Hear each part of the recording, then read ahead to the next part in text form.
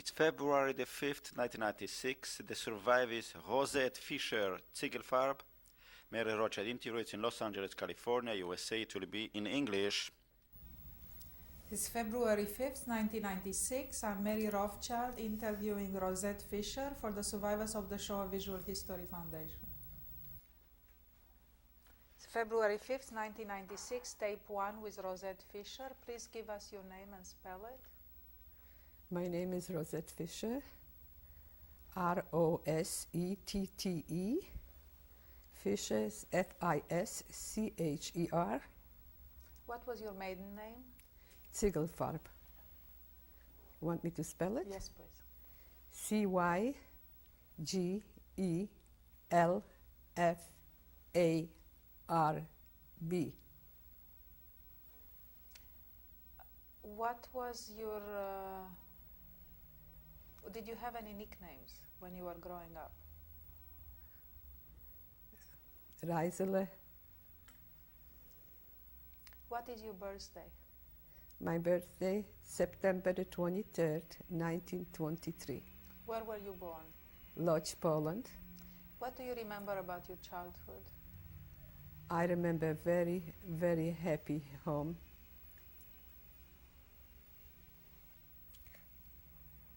My father was very kind. We were 3 girls. He would always make surprises, like come home with some presents for my mother, for us. He would tell my mother, close your eyes, and we'll bring it towards the mirror. And then he said, now you can look. There would be a little fur coat, a necklace, toys for us, and he never, never screamed at us. When he talked to us, his voice was very even, and we respected him and loved him so much. What was his name? Shmuel. My son is named after my father and the father of my husband. How did he make a living? My father, we had a store from clothing, women's clothing. And in 1936, business were very bad. He went to Paris. There was the exhibition at the time. And they decided, between my mother, the family, to move to Paris. In 1937, towards the end, or beginning 38, I think it was still 37, we moved to Paris. My parents went first, and then they came to get my little sister and me. What was your mother's name? Esther. How about your 2 sisters? My eldest sister's name is Cecile. In Poland was Sesha. And my youngest sister, Rachel Leah. And my granddaughter is named after her, which I'm very grateful to my son and my daughter-in-law. How old were you when you moved to Paris? I must have been 15 or... How was life in Paris? Life in Paris, at first, I didn't know the language, but I got friends right away. I guess that it's easy for me to make friends. So I was busy with my friends, went to school for a year. Then the war, of course, broke out. We were in hiding. Then we got back to Paris. Where did you go to hide? Hiding? Outskirts of forgot the name. I'm too excited. It's outskirts of Paris. How did that happen? That we went into hiding? Yes. Because we heard that the Germans are coming. So we went into hiding. No, at first we were supposed to go to the Zone Libre, which is the free zone, but at the same day the car broke down and couldn't get repaired. So my father said, es ist bescheuert, that we should not go. So we stayed, and at the beginning the Germans just didn't do that much till they started to, to take the papers. They took away the papers from my father, who had the papers de commerçant. That means that he could only make commerce, and they wouldn't give him any other papers, like working papers. I got working papers. And when the war broke out, and when the German came, and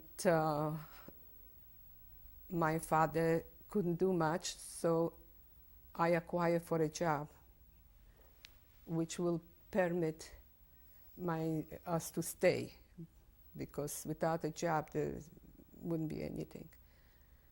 Right after I didn't even have the permit, they arrested us.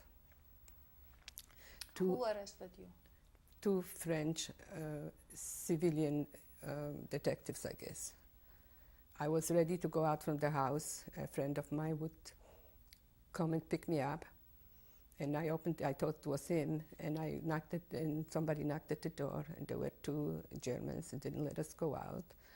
And my father tried everything that should just go, but it didn't work.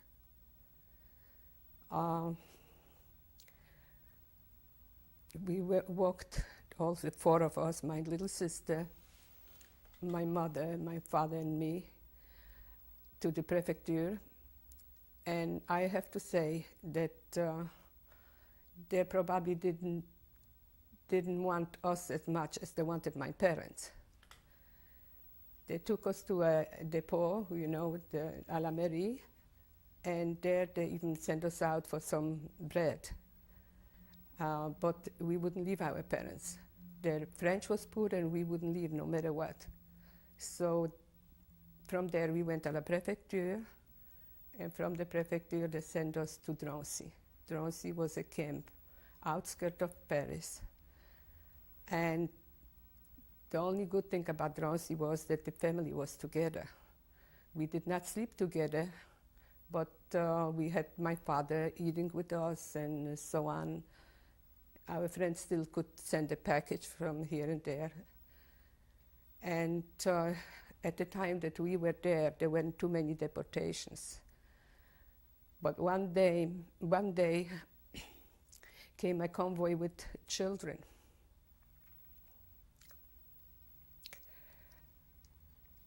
The children were tested. There was a place where usually, I guess that was for the soldiers, that was to make gym or whatever, sports. And that was in the middle of the camp. We were not allowed to see, but I had the time to see a little boy holding his sister. The little sister would hold her doll again, close her doll, and the children would walk. We didn't know what it was, why they're walking for the papers. They would have names on it. Later on, we find out what happened to them, but that always stays in my mind. In June 1923, June, I think yes, 1923, we all were deported to 43. Yeah, 1943. Before we talk about that, can you describe the conditions at Drancy? In Drancy, the conditions were, there were barracks, like everybody slept on wooden beds, and to wash there was a whole row all along with the faucets. And we would wash together because women will be with women and men will be separate. We got very, not that much to eat, but in comparison with Auschwitz and Birkenau, I think it was a paradise. What did you eat? What did you eat? I really don't remember. It didn't matter too much. We were with my father, and like I say, our friend would send us something from time to time. I really don't remember what we ate. There was a lady that was with us who sang beautifully. And when we were deported, the same lady, when she started screaming, into the wagons. We were deported in wagons from the animal, the cattle wagons. And she went crazy, like, you know, she started screaming, they're gonna kill us, they're gonna kill us. Somebody slapped her over the face. And she sat down and she was just talking to herself. It was just unbelievable. The atmosphere, one sat on top of the others, and the little windows. And we were squeezed, but we still thought that we're going to work. How old were you at that time? I must have been 20. How long did you stay in Drancy? Almost 20. How long did you stay in Drancy? In Drancy we stayed 6 months. 6 months. What was a typical day like? What was? In Drancy. What did you do during the day? We had people made shows. As a matter of fact, it wasn't one little show, it was nothing to it. And we tried to read. We made friends, which I still have, the one that survived. We're still very, very close. And we've seen the family, try to have news from the outside. I had some friends, Doris, which was my best girlfriend. Her parents were with her also. And we would be together and just read and talking about what we read and what we did. And there was a very nice man that had a non-Jewish wife. And he was also share with us and give us some things that he got from his wife from Paris. It was every day just like a detention camp. And Drancy was somewhere where I hope I'm going to get out from, because my friends from outside also were sending me letters and were saying that they do what they can to liberate us. It didn't happen, but they tried, so I guess so we had more hope in Drancy, excuse me. How long were you on the cattle trains? I believe we were 3 nights.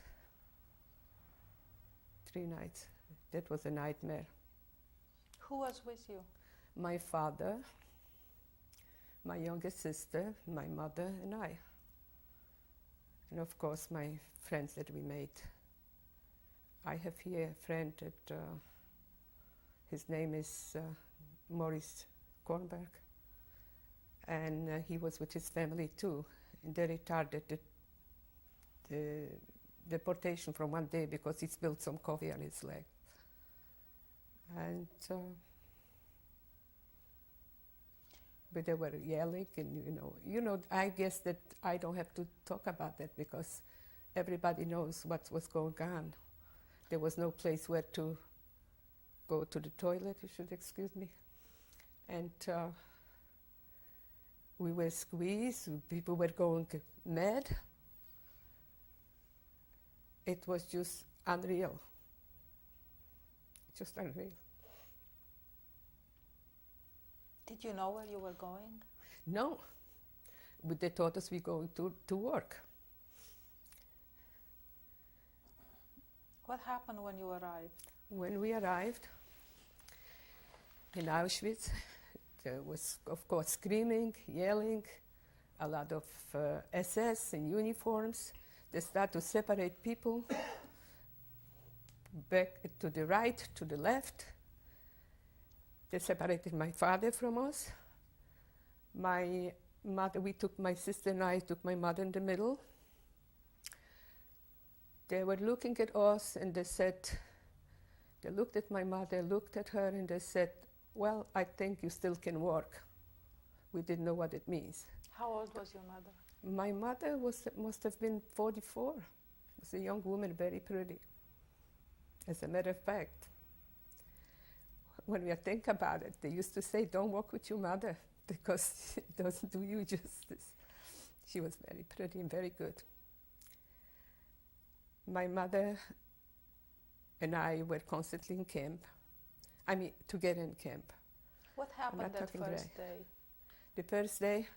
The first day, we were pushed together into the camp and then into a housing place.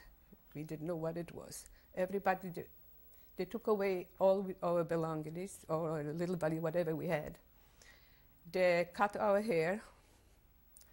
They didn't cut, they shaved our heads. They said that we're gonna have a shower, but I don't even remember if we had a shower. Then we stood in the line alphabetically, and they made a tattoo on our arm. Did you get tattooed? Yes, I got tattooed. My sister got tattooed. Can we see it?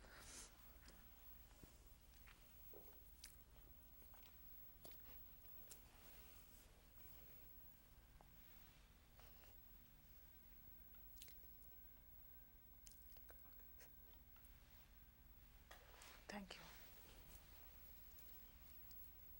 you. Yes. It was, I didn't feel human anymore. It was very, very, very bad. That was, I think, the worst thing what they did to us. We did not feel like human beings anymore. They took away the pride. They took away everything that a person could have.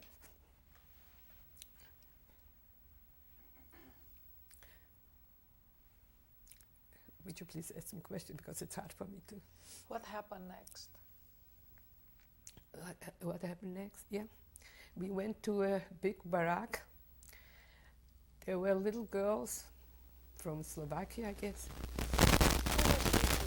My mother, my sister, and our they give us place. They called it koya, and it was all wooden, and we were supposed to sleep there. When we sat down, a young girl came and said something nasty to my mother. And my mother, I think was Slovakian or something. I really don't remember, because she slapped my mother's face, because my mother said, "You're so young. Why are you talking like that?" And she didn't like it, so she slapped my mother. And of course, I went to my mother's school and I was reading. So that taught me already first day what's going on. That even young people have no respect for older people. And of course, people that were there probably longer or whatever told me, "Don't you dare do something like this. Just keep it to yourself." Then we would get a ration of bread,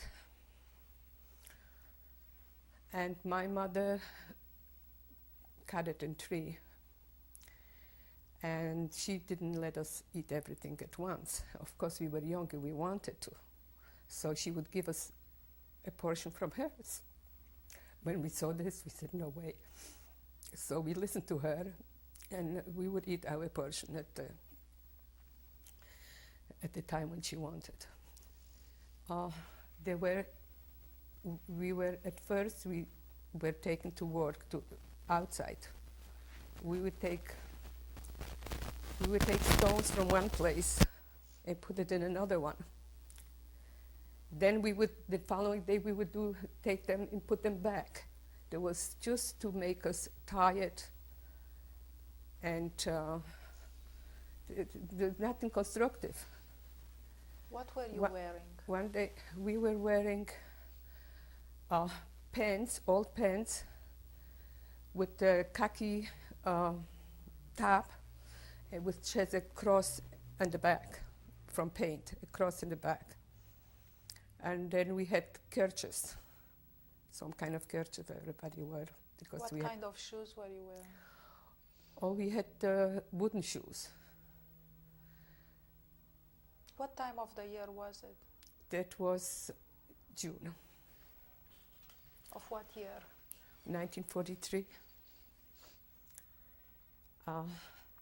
One day, I always had a full face and looked healthy. So I would always be the first one when they counted us to go to work. One day we were not sent to work and they would make selections. We didn't know for what, but then we learned that this was for some people that didn't like or whatever, they would send to gas chambers. My younger sister got sick one day. It was very hot, it was August already. I don't know if it was meningitis or what. She got sick and she didn't talk anymore.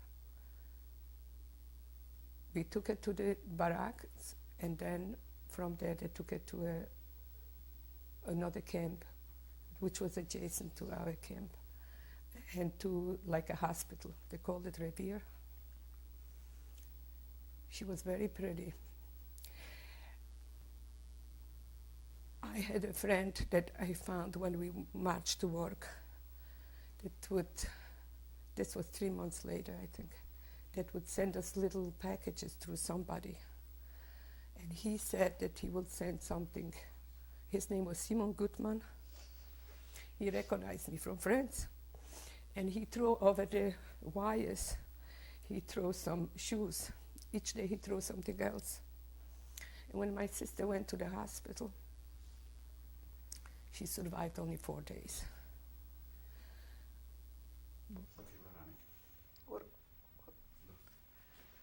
Go ahead. What happened to your sister? My sister went to that Revere, this hospital, and I wanted very badly to see her. One day I got somebody to take me there, and I was free from work because some of the people respected my mother and me, maybe because they didn't have a mother. So they kind of regarded us, better. I mean, they liked us, so they let me go to the other camp to see my sister. When I arrived to the Revere, they told me, well, your sister just died. I couldn't forgive myself for not being there before. And I asked, I want to see her. Please. They said, you cannot see her, she's better off. They took me. The nurse took me around. She said, believe me, she's better off. You should be happy that she's gone. I said, but I want to see her. So they took me to a kind of it was like a wooden shack or something. And they said, well, she's there. I said, I would like you to open the door. They said, I don't have the key. So I looked. I said, can I look through? And I looked and I thought I seen my sister.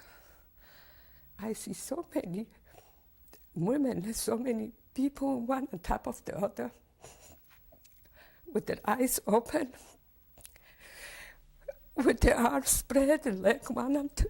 I thought I saw my sister. I still think I did see my sister. It was horrible. I could not forgive myself for not have seen her before. When I went back, and my mother came from work because she had gone to work,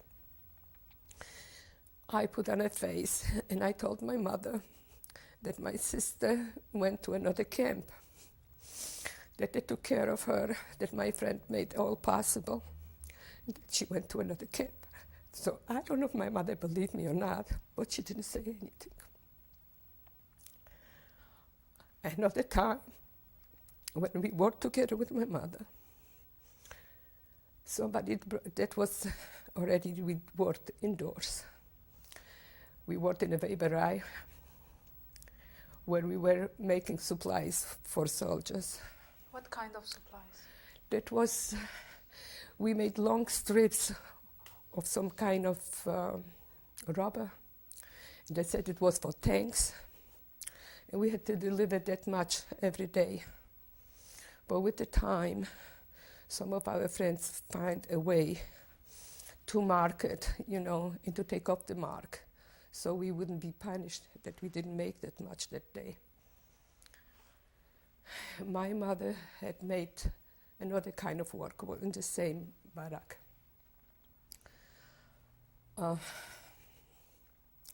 One day, a man came in from the men's, because they were bringing in materials for us to work. That man always used to come and bring a little something for us from that friend that I found. There would be a little bit of sugar, sometimes a little bit of margarine or whatever. And I would share with my friend next to me. And my mother, of course.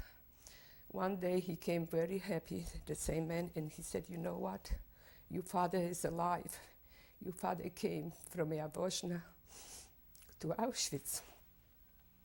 And you shouldn't worry. He was sick. He has diarrhea. But you should not worry because we're going to take care of him." When the man left, I don't know why, I felt a punk in my heart. I was very happy at the time, but then I got very sad. I don't know why, I just couldn't believe my happiness. But the next day, I didn't hear from the man at all. So I turned to my girlfriend, which worked next to me, and I said, "How come you didn't tell me that my father died?" And she said to me, "I didn't want to tell you." I had that feeling that he must have died the same moment when I felt that punk in my heart. Because the next day I just felt it's something, too much happiness for me. I just can't believe it did happen. But I want to believe that my father knew through my friend that we are alive. Again, I did not tell my mother. I told my mother that he is in camp and taken care of. My mother, I don't know, she was always telling me, "We have to survive. We have to survive. We have to tell the world what happened." And I said to my mother, "No, what do you have to survive for? Let's go on the wires. Let's finish, because people don't care. They just don't care for us. They don't care what happened, because if they did, if they would be human, that wouldn't happen. What happened? Look what's going on. Why we have to go on like this?" But like I say, I don't know if she knew that my father was dead or not, I don't know. But she had that will, that strong will. She said, "No, no." In Yiddish she used to talk to me. "No, my kind, please, Rosette." She would call me Rosette. "Please, you're going to see, we're going to survive, we're going to survive. We have to tell people what's going on and what happened." I couldn't leave it alone, so I wouldn't go. So I stayed for her. And that's how we stayed in camp. And very often, when we used to go to work, a young fellow would SS, and that was before, I forgot, that was before. They would have dogs with them, and they would just make fun, like there was a river. They would throw in straw into the river and would tell the girls that did not know how to swim, "Go and get it." And they would just laugh, and they would take the gun and shoot in the air just to scare us, because the girls wouldn't want to go. We wouldn't want to go into that water. So he would take the gun, and they were laughing and laughing. They were having so much fun. I just don't know how a human being can do that. That's what I was saying to my mother. What for and what for? German or not German, it didn't matter. A person is a person. I say, how? It's just unbelievable. State number 2 is Rosette Fischer. Go on. Can I tell you now about? So one day we heard that was towards the liberation, because we tried to get the news as much as we could, and they will take us from one camp to another. How did you get from one camp to another? No, that was not far. That was from B camp to C camp. Over there, we almost didn't work. We were just waiting. There was like a transaction camp. People used to come. As a matter of fact, I heard about my sister, that people from Lodz were coming. I went out to see if she's there, but she wasn't. Instead, I saw my two uncles of mine passing by, and I had the chance to approach. I just ran out. I didn't care what's going to happen to me. And I said, where is everybody? Where is everybody? What happened? They were from Lodz. And they told me, well, almost everybody's gone. But your sister passed here 2 weeks ago, and she's not here anymore. That's how I learned that my sister, I will not see my sister soon. Then after that, 2 weeks, I think, we stayed 2 weeks in that camp, and we started walking. That was January the 18th, 1945. There we started walking from all the camps, from all the sides, we started walking. My mother got very tired. She would walk slower. So we were like in the back of everybody. And I would tell her, come, Ma, you wanted to survive. Let's walk. And she said, no, you leave me here. You just continue. You're young, you can go. I don't have the strength anymore. And they were shooting from each side. If you stayed behind, they were shooting. If you were at the side, and you heard people just falling to the sides, and I was dragging my mother, and I said, no, you cannot sit, you have to walk.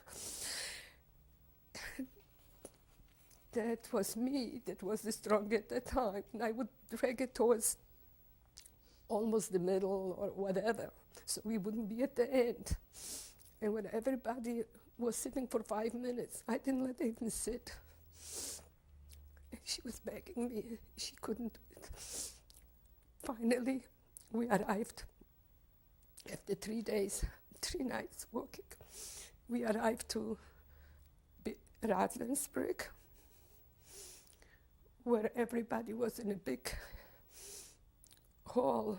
It must have been a recreation hall of some kind of gymnastic place, school. So we all sat down on the floor to sit. My mother was so nervous that I couldn't let nobody be near her, and we had to be one on top of the other. She would rest her head on my lap, but if somebody touched her leg, she said, oh no, oh no. She just couldn't take it because she was overtired. And so I wouldn't sleep, and I would beg the girl, please, please. And they really were very nice about it. Everybody was nice. I think there were only 2 mothers in the whole camp. A friend of ours, which was alone, not with her, who adopted us also, my friends. She was same age with my mother and my mother. So that was the only 2 ladies that were not old, but they were 40 and over 40, considered old at the time. So we stayed in that camp only, I think, a night or 2 nights, something like that. From there, we started walking again and went to Ravensbrück. In Ravensbrück, I think we stayed 3 months. I really don't remember what we did, but one day. What was Ravensbrück like? Ravensbrück, I didn't know Ravensbrück very well because we didn't stay too long. We were all together, you know. But then we left to Neustadt, Neustadt-Glöw. I understand there's another Neustadt, but this was Neustadt-Glöw in Germany. And one day I was sent with other friends of mine, Marie-Claude, Doris, Adi. We were sent to a train to bring bread to the camp. And we were allowed to eat there. Of course, each of us packed a lot of bread for the rest of the people that didn't come to pick up the bread. I was loaded with bread, so were my friends. But when we arrived back in camp, they were saying, whoever has anything, just throw it out, because you're going to be punished. We start to throw out everything. But there was one piece that I just couldn't throw out. I knew my mother didn't have it. So I had to hide it. And they found it, of course. They found it. They put up in the front, like, I don't remember, you know, how you call it, you know. A bench. Like a bench. It has two legs and just a bar across. They would put me on that and they start hitting me. You know, I would bend down and they were hitting me. I was supposed to get 25, but I don't think I got the 25 because somehow, I don't know where I took the strength. I just ran into the room and everybody would cover me. That was a very, you know, oh yeah, I forgot a very important thing, but that was in camp. That was still in Birkenau. One day my friend came to see me. He had worked himself out to work in the kitchen. That's why, you know, he was one of the privileged people. He could buy off people to let him go and come. So he came. That one time he came to see me. He left me a piece of margarine. When he left, an SS came along. She saw me. She said, "What do you have?" I gave her the margarine. She slapped me over the face. That I think I didn't know, you know, on my head, I didn't know if I was coming or going. And then she took me to a place where we called the Forne. That was in the front of the camp. There was a podium where there was music. The girls will play for the people that march to work and from work. That same day, my mother went to work. I was left behind to see my friend. They took me there. They put me next, that everybody that comes from work should see me.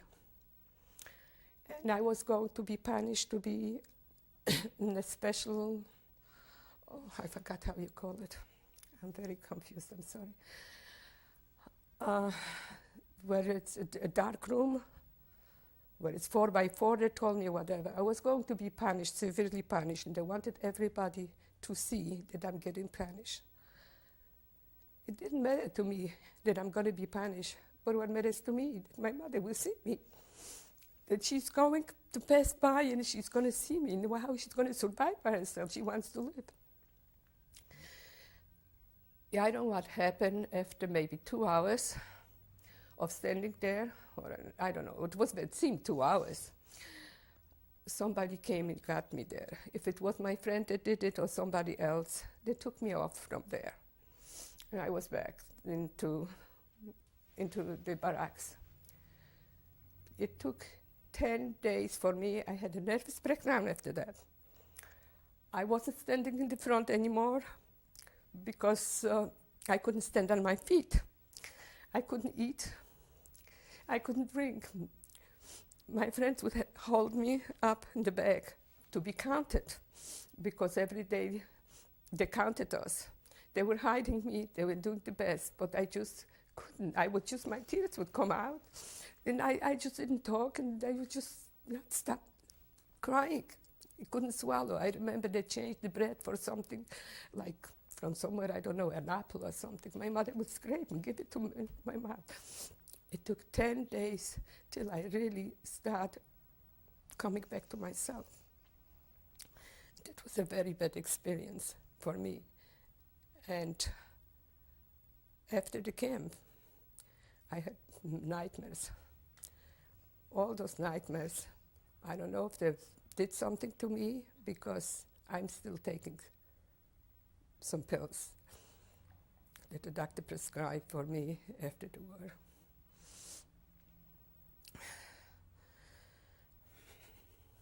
My mother and I survived. I don't know how. Certainly didn't do nothing to survive. Why my sister didn't survive, why others didn't survive, why the little kids that I saw marching with all the men, that they told me that it's not enough gas for them, that they used to be thrown into a hole. They're going to be burned alive. There were all the people and children. This I can never understand, because children did never had the time to do anything wrong. If I did something wrong, I don't know, if I did, I had an age already, but a child of 2, a child of 1, little children, this upset me always, and I'm always upset by it. That's why I have to say that, but I don't mean any harm about it. I didn't want to have children. I promised myself when I went out that I will not bring any children to this world. But I got pregnant, and I'm very happy now. But Rosette, back to Ravensbrück. What happened? How did you leave Ravensbrück? we left all of us together Where did you go? to Neustadt. What happened there? In Neustadt, we would linger around. There was not much to do because they were liberating. As a matter of fact, the day that we heard that they liberated us, my girlfriend came over. She said to me, she tapped me over my shoulder, and she said, "You know what? We liberated. Rosette, we liberated." And I went and said, "So what?" I don't know why, but that's how I felt. I felt that I really don't want to see nobody, that I want to. It took me a year to wear a purse, where to put my IDs in. When we came back, even then, when we came back to France, after 2 weeks being in a little house, my mother, that lady that I talked about,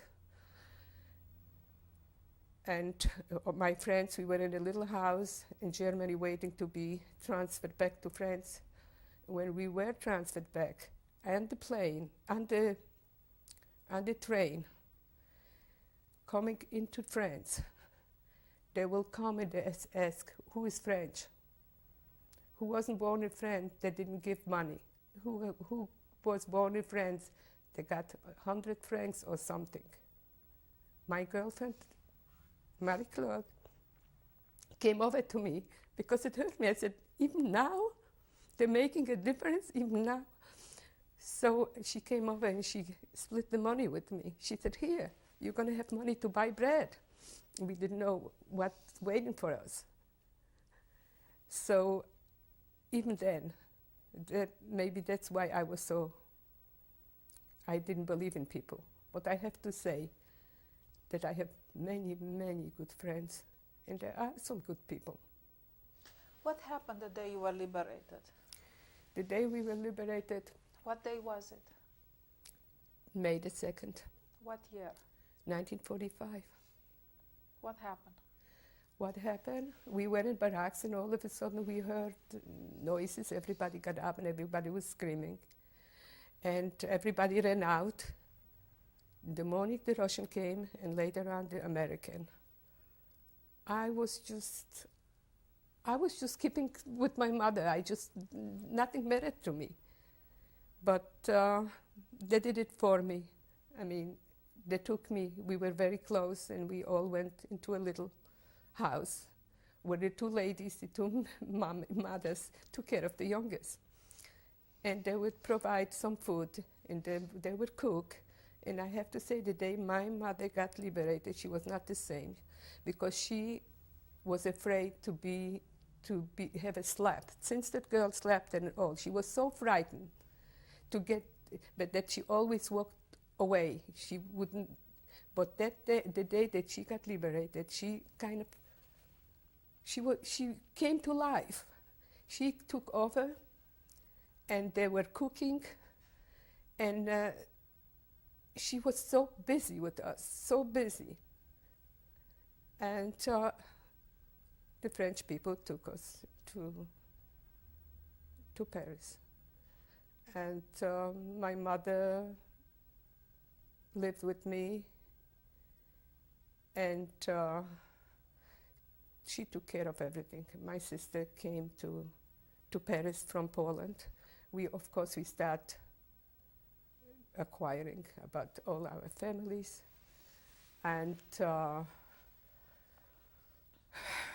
our apartment was occupied.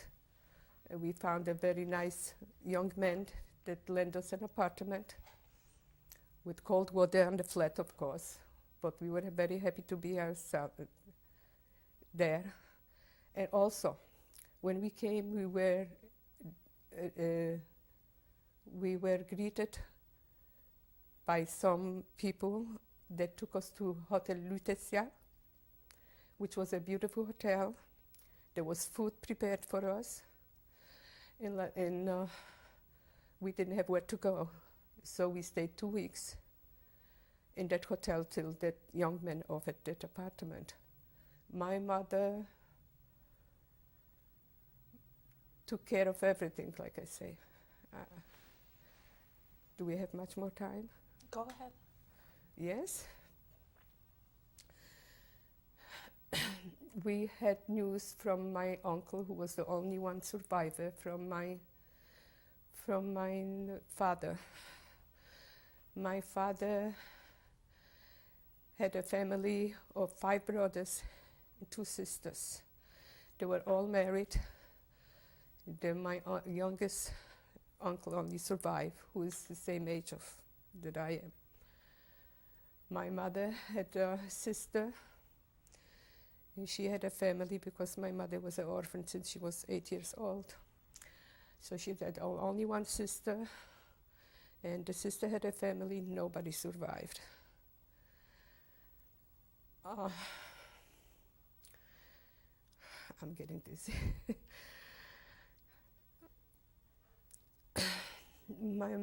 We took some cures in France, and so my mother started working for us, and I helped her. We were together with some other. I'm not feeling good. Can we stop for a while? So that means I was rushing. Go ahead. I like to bring back my childhood. Okay. When I was born, my grandmother died, and I was named after her. I never knew my grandmothers. I knew my grandfather. My father's father was a very good-looking man. What was his name?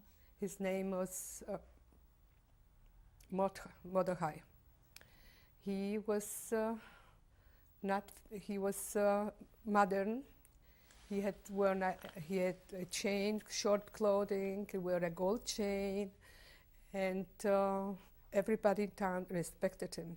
Where did he live? In Lodz.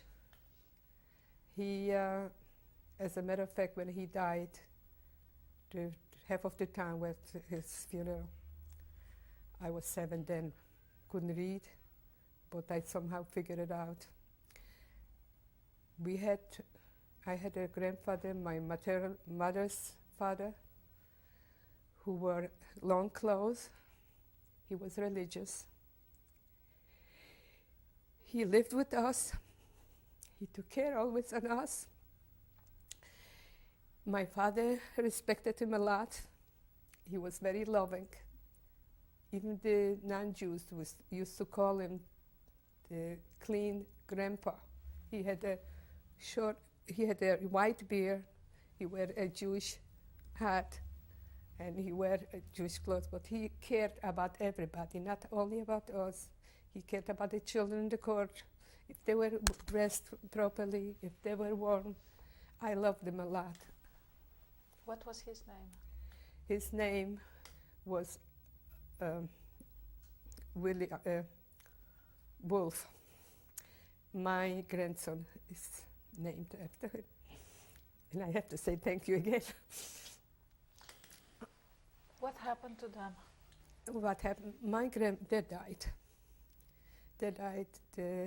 My grandfather, one died when he was 53. The other one was 67, I believe. The one that lived with us. And if I recollect my childhood, I always remember with a lot of love. We cared about each other. There was never hollering. My mother would want to slap, give us a spanking, we would run away. We always had help in the house.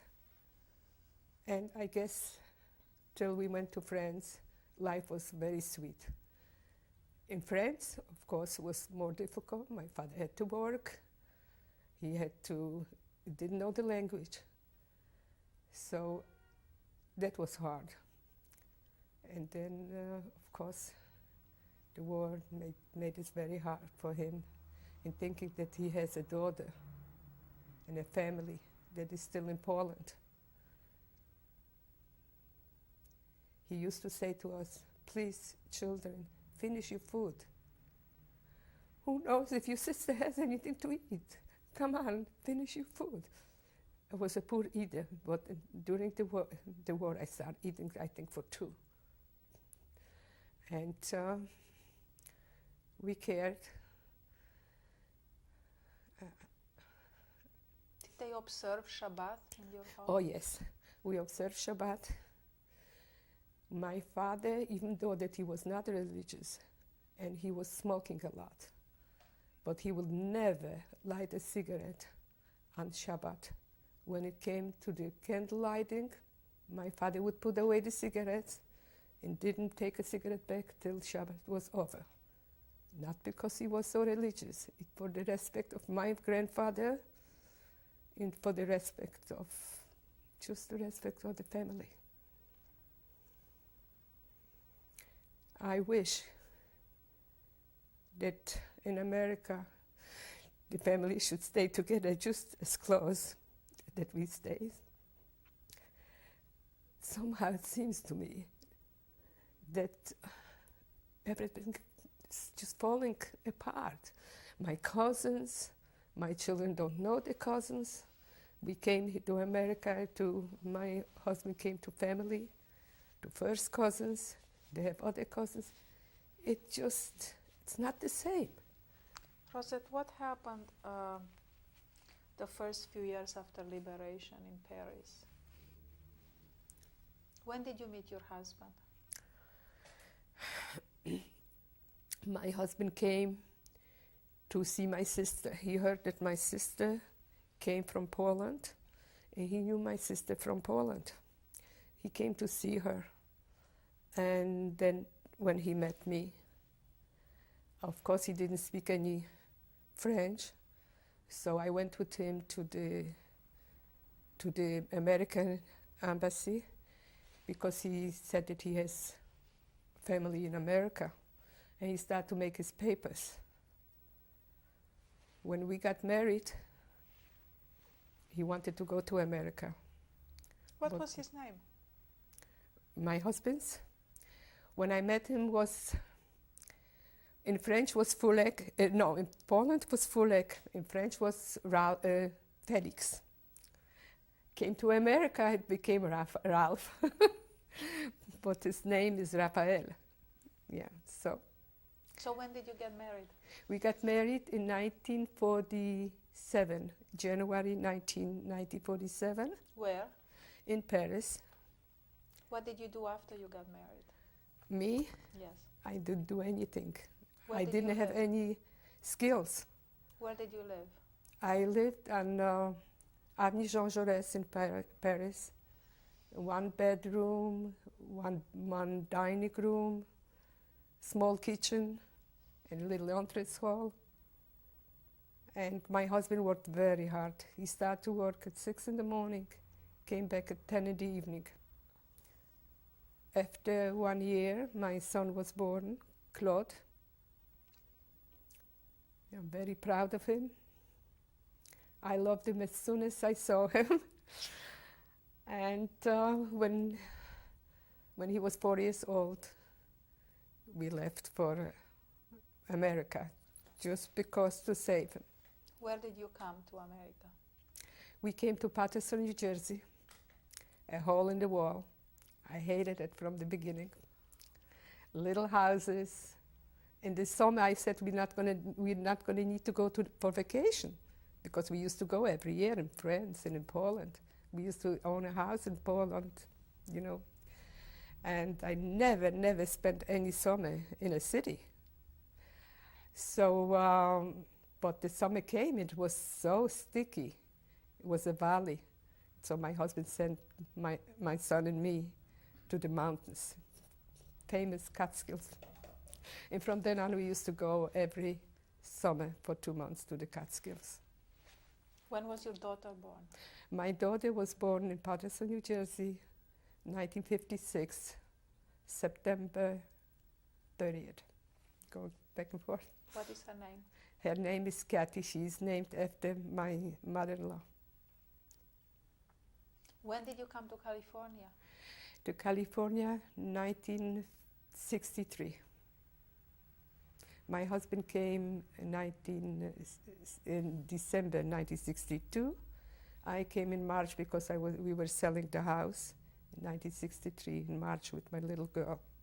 My son came a little later because he was attending school, and he was sent to a special school for 8 weeks, and he joined us after.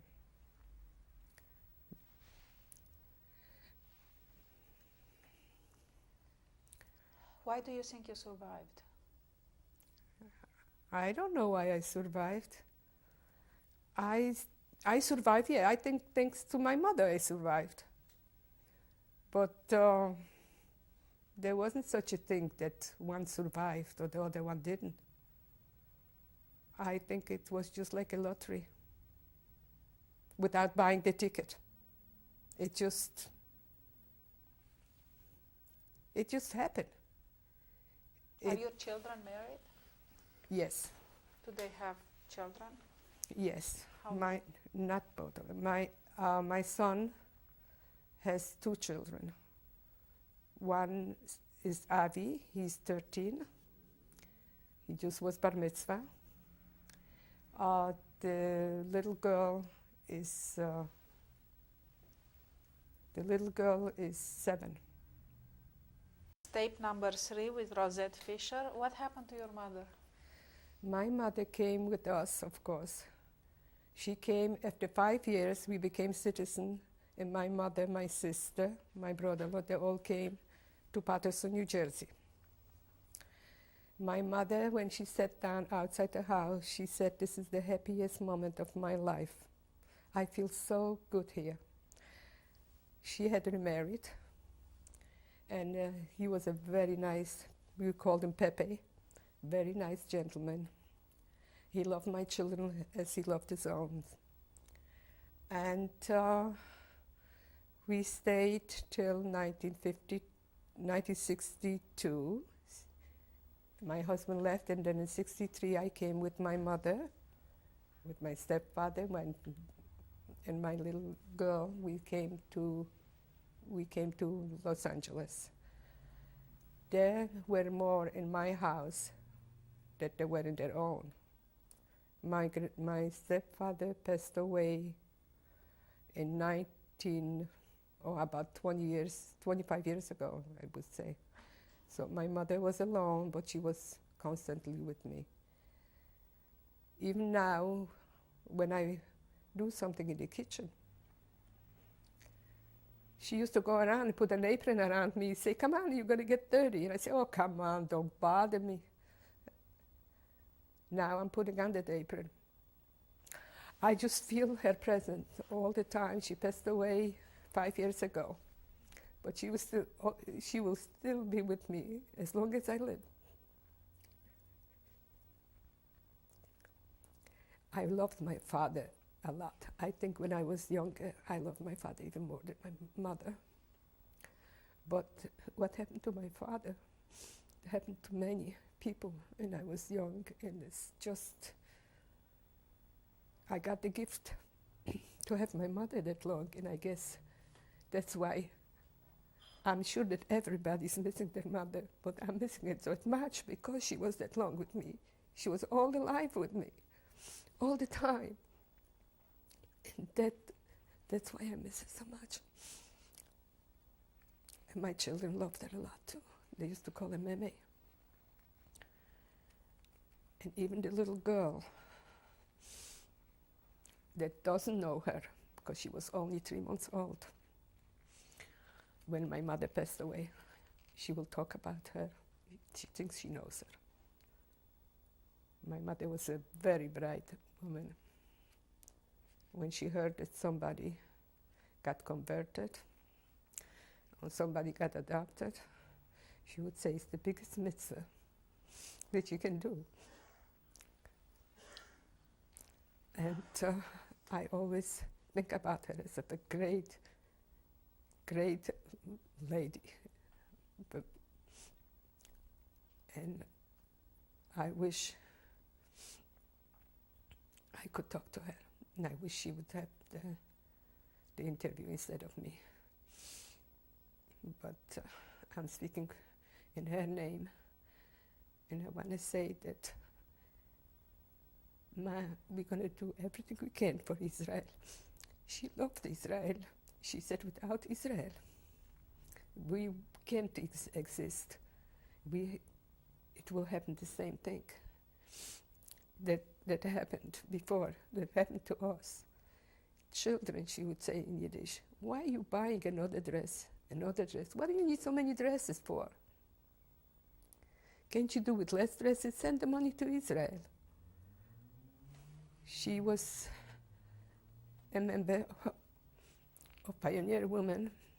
She was queen many times because she not only gave her money, but she went from house to house to get money. She didn't know how to speak English, but she arrived. She did more than many people that knew how to speak English. She belonged, and she made people belong. She made people do things for Israel. And she was always very charitable.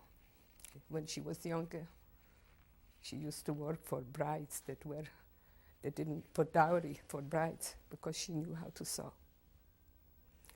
So Rosette, do you still believe in God? It depends. I believe in God.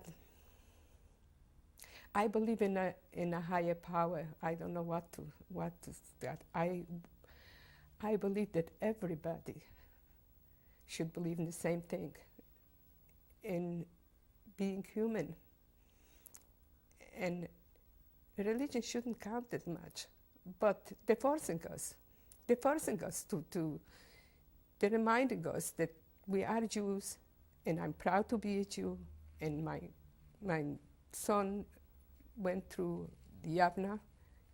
He graduated the Yavna Academy, not because I'm religious, but because I want to have the tradition, and I want to continue the way my parents lived. And my husband will tell you more about God because he didn't even want to go into a synagogue. My little boy, I would walk on a holiday in Paterson, New Jersey, with my little boy, and I wanted to go into the synagogue.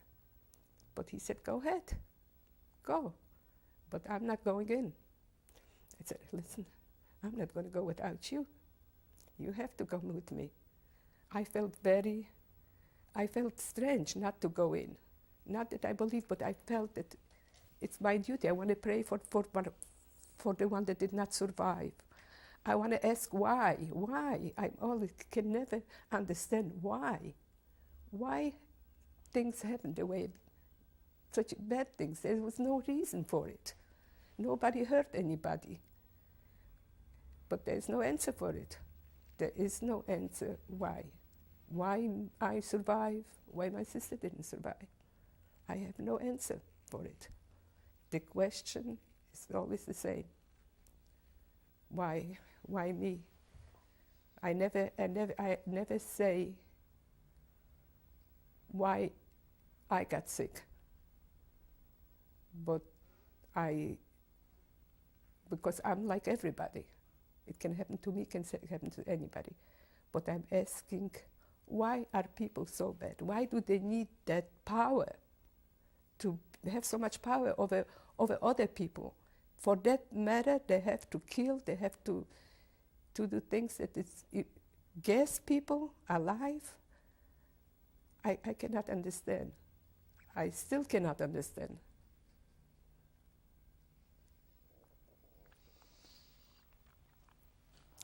By believing God. Well, I very often say, thank God. I continue the tradition for my mother. I light candles. I'm very proud. My son has a Jewish home. He lights candles. My daughter, I gave my daughter married not too long ago. She lights candles just in memory of my mother.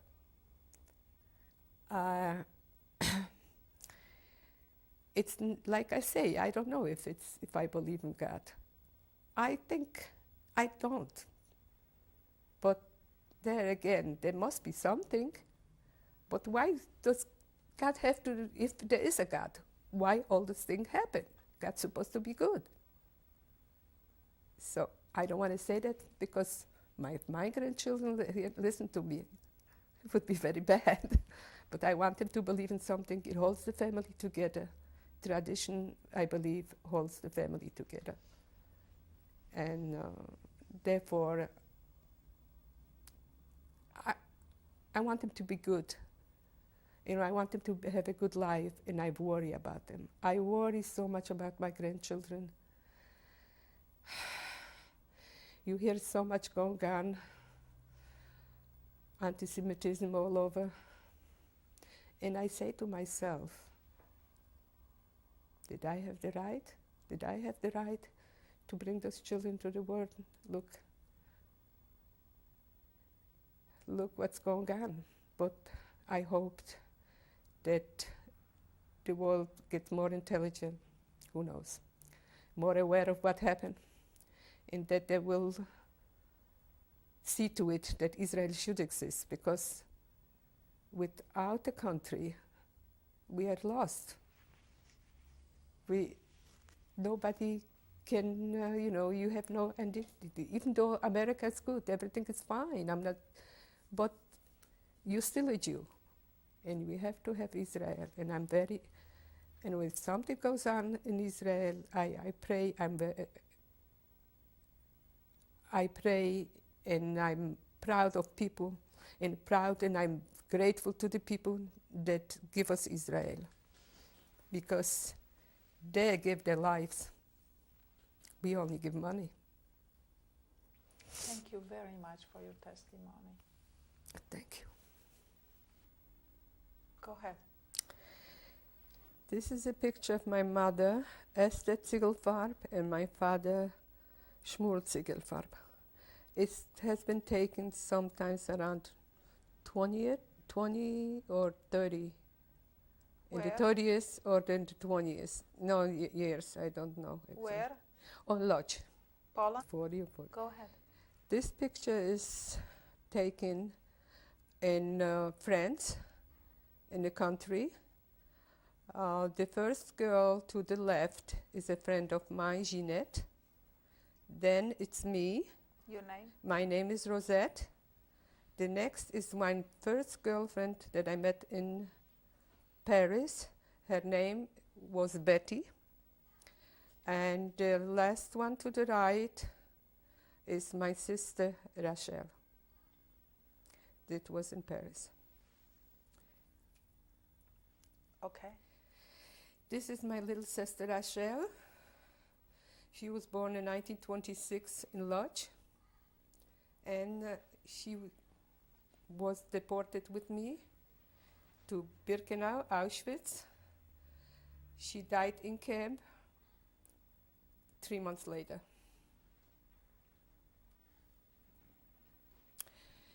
This is me and a very good friend of mine. His name is Vogel, Max Vogel, and my name is Rosette. He was arrested in 1942, deported, never came back. I got the picture from his mother.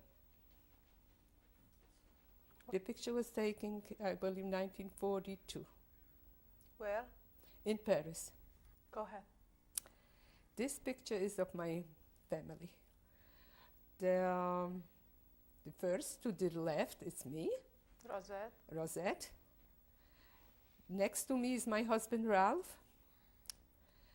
Next to my husband is my daughter, Kathy. And above all us is my son, Claude. What Very year? happy. That was in Berkeley when my daughter graduated college. Must have been in the 80s, I don't remember. This is my daughter and her husband, Peter. Their name is now Bloch. Peter and Kathy Bloch. They got married 2 years ago. Where?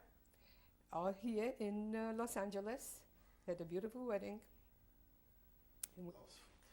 This is my grandson, my joy and pride.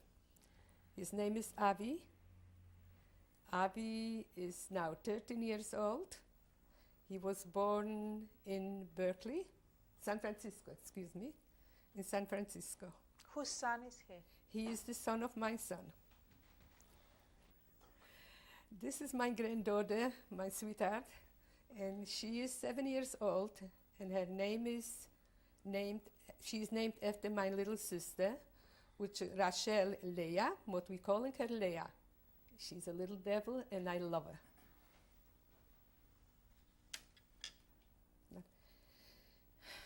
This picture is of my mother. She passed away in 1950. 1990. She was the love of my life. And I will always remember her. She died in Los Angeles. Blessed, her memory should be blessed by all of us. Want me to say more? My mother was a very proud lady, and she was a big doer, especially for Israel. She loved her children, her grandchildren, and she loved her son-in-laws, that's for sure. I think she loved them more than her daughters. When was this picture taken? The picture was taken, I would say, about 20 years ago. 1976? It's something like that, I don't recall. In Los It Angeles? was, in Los Angeles. It's just a little picture that we took. Go ahead. This is the picture of my son and my lovely daughter-in-law. Their names? My daughter-in-law's name is Anne Swidler. My son is Claude Fischer. They're both married happily. They give me a lot of joy, and I'm very proud of my daughter-in-law, and of course of my son. When was this picture taken? This picture was taken I don't remember. Where? In Washington. The wedding was in Washington.